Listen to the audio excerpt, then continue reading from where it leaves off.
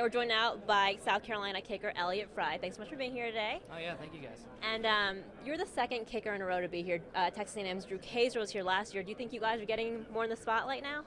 I hope so. I think kickers are obvious. Kickers and punters are really important to the college football game.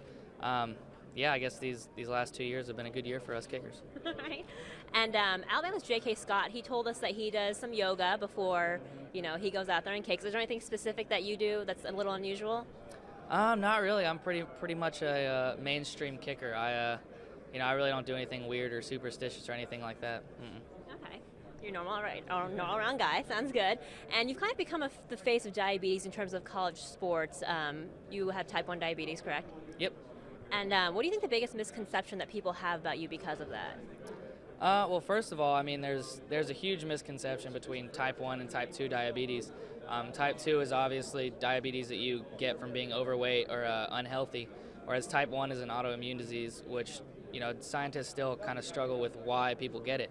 I think that's pretty much a huge distinction because people look at me and say, you have diabetes, you're not fat, and they don't understand at all.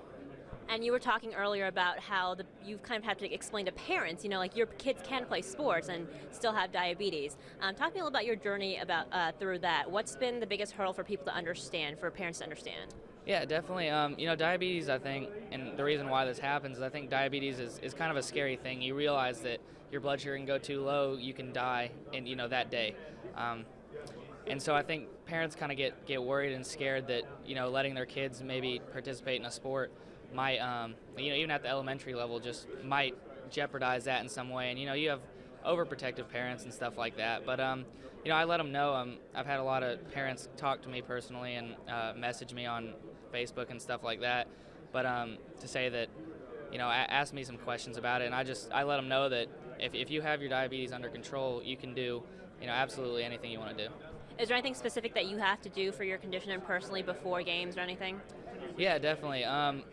Just having diabetes, you have to test your blood sugar and take shots a lot. So I'm before the games, very focused on my blood sugars, trying to keep those perfect so that during the game, nothing bad goes wrong, nothing bad happens.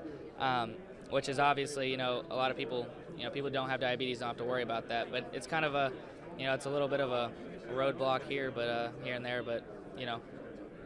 Good. So what's your message to kids that are watching you right now, that are looking up to you and want to play sports that have type 1 diabetes?